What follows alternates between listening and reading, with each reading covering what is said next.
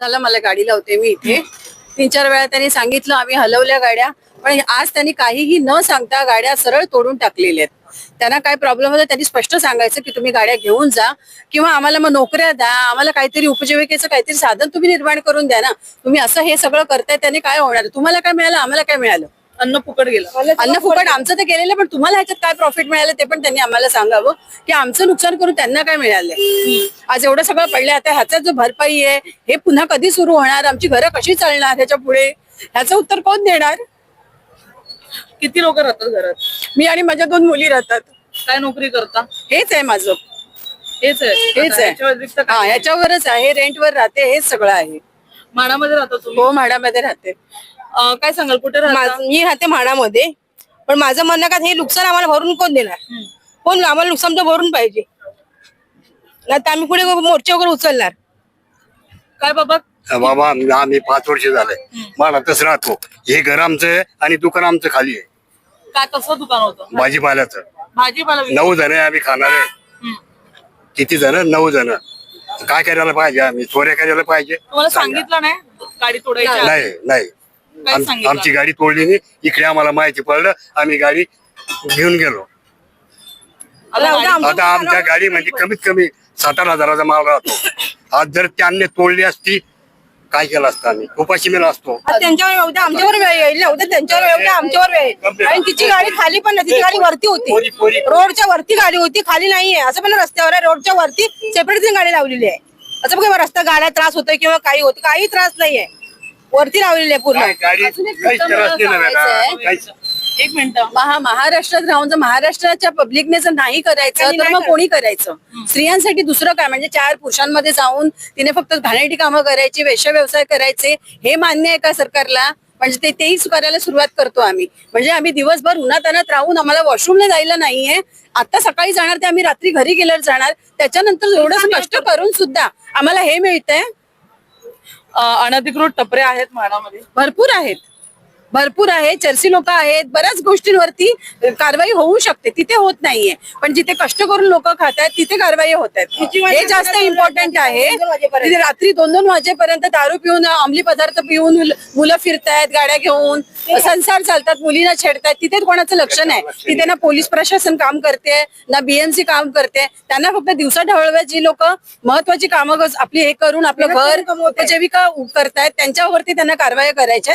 बाकी ठिकाणी पैसे घेऊन त्यांचं काम चालतंय. आम्ही त्यांना 1ही रुपया देत नाही, म्हणून आमची आज ही हालत आहे आणि ह्याच्या पुढेही देणार नाही. उद्या माझी गाडी जर उभी राहिली तर मी पुढेही पैसे देणार नाही, असंच काम करणार रस्त्यावरती उभं राहूनच. नमस्कार, मी दिलीप सावंत. मी म्हाडा बिल्डिंग नंबर 11 मध्ये राहतो. लॉकडाऊन झाल्या कारणाने माझा सर्व बिझनेस ठप्प झाला आहे आणि माझा GST नंबर वगैरे होता, पण आता बिझनेस बंद झाल्या कारणाने मी वडापावची गाडी रस्त्याच्या बाहेर म्हणजे बिल्डिंग नंबर 11 गेटच्या बाहेर लावतो आणि पूर्ण तर माझा व्यवसाय वडापाववर अवलंबून आहे. आणि आता मला घरचं EMI, घरचं सर्व फॅमिली सर्व भागण करावी लागते. त्यासाठी आता मी जर का मला रोज असे जर का घाबरल्यासारखं वाटलं तर मी धंदा करू कसा? कारण मी धंदा संध्याकाळी मसाला बनवला जाईल की नाही अशी शंका असते. 1-2 माझे सिलेंडर घेऊन गेले, ते पण मी घेऊन आलो.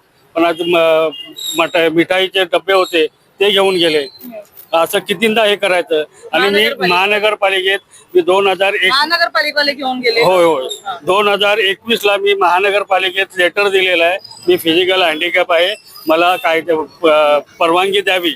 मी त्याचे 2021 पासून लेटर आहे. आणि आता सुद्धा वर्षभरापूर्वी मी एक लेटर दिलंय. नवीन महानगरपालिका झाली तेव्हा, आणि आता हे 3-4 महिन्यापूर्वी प्रभाग समितीला लेटर दिलंय की मला हँडिकॅप आहे. सर्टिफिकेट पेपर सर्व काय दिलेलं आहे, आधार कार्ड, पॅन कार्ड, टॅक्स पावती सर्व दाखव, पण अजून काय परवानगी दिलेली नाही मला. अजून किती दिवस वाट बघायची की मी धंदा बंद करायचा आणि उपाशी मारायचं? नाही, एक बोलू इच्छितो मी की माझा एकच आहे, जर महानगरपालिकेला त्रास होत असेल आमच्यामुळे तर महानगरपालिकाने आम्हाला एक जागा द्यावी, जेणेकरून सगळे तिकडे पोट भरू शकतात. लाईनीत कुठलीही गाडी लागू, 1 वडापाव लागू, 10 वडापाव लागू, 20 वडापाव लागू, कोणाचं काही लागू द्या. पण माझं एक आहे जेवढ्या गाड्या जर तोडल्या आहेत ना, मग महानगरपालिकेने एक काम करावं, त्यांना म्हणजे पर्यायी नुकसान भरपाई द्या ना, आम्ही करू परत उभा करू, पण महानगरपालिकाने आम्हाला स्वतः जागा दिली पाहिजे, आम्ही तिकडे धंदा करू, कोणाला त्रास झाला नाही. आणि नगरपालिका आम्हाला काहीतरी दिलं पाहिजे की ही गाडी म्हणजे इकडच्या रहिवाशांची गाडी तुटली नाही पाहिजे, एवढंच आमच्या. माझी पण 8 नंबर बिल्डिंग पाशी गाडी होती, कोणती गाडी होती? आपली टेला गाडी होती, माझी पण तोडली तिकडे काय बरोबर विकत होता? भाजीपाला. त्यानंतर आता इकडे बघलेलं मी आपलं पानटपरी आहे ना, त्या तोडल्या नाही बाकीच्या, आम्ही नंतर बोलल्यानंतर त्याने तोडलेलं, तर आमच्या कशाला तोडलं त्यांनी? पानटपरी तोडायला पाहिजे ना, त्याच्यानं काय होतं, त्यांनी तोडले ना. पानटपरी अजून सुरू आहे. हा त्यांना सुरू आहे, गुटखा विकतो तो. मग विकतो, बिनधास्त मला दाखवत आता मी, चला माझ्यासोबत. पानटपरी चालते मावा, काय खायचं वस्तू पण ठेवायचं, पानटपरी चालू ठेवायची, आम्हाला उद्या पानटपरी टाकावं लागेल. मग कधी महानगरपालिकेचे लोक येऊन काय उचलून घेऊन जातात? काय नाही, त्याची तोडली पण नाही, तशी पडली ती. तुमच्या गाडीवरून काय उचलून घेऊन जातात? नाही काही उचलून जात नाही आता सध्या. तर मागच्या टायमाला कॅरेट उचलून गेला, ते दिले नाहीत. त्याच्यात पण किती 10 किलो काय टमाटर बटाटे होते बरोबर, त्यातून 5-6 किलो पत्ता काढून घेतले तिथं पण BMC वाल्यांनी, ठीक आहे. आणि दिवसाला किती 70 ते 80 रुपये घेतात ते. कसले घेतात ते पावती महानगरपालिकाची, ते कशाला घेतात ते थोडं जसं. आता पण बघा 10 ते 12 हजार रुपयाचं नुकसान झालं माझं. यांचं हे लेडीज पुढे हे बघा, यांचं पण यांचं 10 ते 15 हजार नुकसान झालंय. ती पण पूर्ण अशाच प्रकारे तोडून गेलेत. किती रुपये घेतात तुमच्याकडून दिवसाला? डेलीचे 40 रुपये घेतो. आणि त्यात 3-4 दिवसापूर्वी माझी बहीण होती गाडीवर, तिने त्याला विचारलंय का BMC वाल्याला की आतमध्ये लावतो, तो काय बोलून गेला की आतमध्ये लावा चालेल. आणि आता त्याला विचारलं आम्ही कधी असं बोलून गेलो काही नाव आहे त्या पदाचं? नाही, त्या पर्सनचं नाव तर काय माहिती नाहीये. पावतीवर काय लिहिलेलं असतं? पावती महानगरपालिकेचं प्लस 40 रुपये. आम्ही आधी थोडा स्टॉल लावायचो, ते 30 घ्यायचे, आता अशी गाडी लावतो 40 रुपये झाले. मग तुम्ही 40 रुपये घेतातच कसले आहेत? दिवसभराची तुम्ही ती पावती फाडतात. आता त्यात जे वस्तू होत्या त्यांचं नुकसान झालं, ती गाडी होती त्याचं नुकसान झालं, त्याची भरपाई आम्हाला कोण देणार आहे? सगळ्यांचाच तोडलाय, ह्यांचं तोडलाय, उद्या माझं, उद्या आणखीन कोणाच तोडली. फक्त काहीतरी ऑप्शन तरी द्या आम्हाला की मेन, जेणेकरून बोलताना तुम्ही मेन रोडवर लावू नका. रोडवर असंही नाही की आम्ही जिथे गाडा तिकडे ट्रॅफिक होते का काही कचरा करतो, म्हणजे पोल्युशन सारखं तर असं काहीच प्रकार होत नाहीये ना, ट्रॅफिक आहे किंवा काहीच नाहीये तिथे. माझी बायपासच्या इथे माझी वडापावची गाडी आहे, तर ती रोडवर होती. तुम्हाला 8 दिवसापूर्वी सांगितलं की वरती लावा, वरती काही प्रॉब्लेम नाही, म्हणजे पायपुटीच्या वरती. तर ते HP गॅसच्या तिथे मी लावलेली गाडी, ते बोलले की तिथे चालेल, ते असले तरी चालेल. आणि ते आले त्यावेळेला मी तिथे उभा होतो. मी तिथून परत अजून पाठी घेतली मॅडम, म्हणजे HP गॅसच्या तिथे घेतली, तर तिथून खेचत जाऊन त्यांनी बाहेर रोडला घेतली, माझी गाडी तोडली नाही. माझी वडापावची गाडी, माझी मिसेस आणि मी ते वडापावचा धंदा करून आमचं घरदार चालवत असतो. किती वर्ष? 3 वर्ष झाली. 3 वर्ष. हा, आणि ते 8 दिवसापूर्वी स्वतः बोलले की वरती लावा, काही प्रॉब्लेम, मला चांगले ओळखतात ते नावानिमित्त तांबे म्हणून, आणि त्याच लोकांनी तोडली नाही.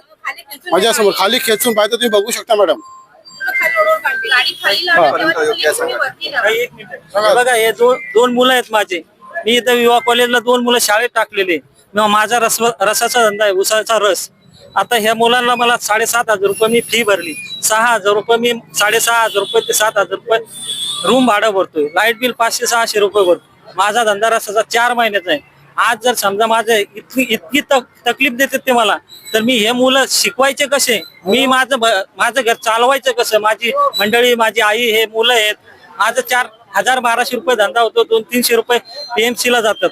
आणि राहिलेल्या पैशात मी घर चालवू का, शाळा शिकू मुलांना, का मी शिकू का? मी काय करायचं? माझा धंदा बंद पडला. आता माझं कमीत कमी एका महिन्यात 3 वेळा उचलला. मी काय करणार पुढे? मला असं नगरपालिकेने काहीतरी सांगावं, तुम्ही हे करा, ते करा. ते करू शकतो मी काही करायला तयार, पण मला काहीतरी काम द्या, हीच माझी इच्छा आहे.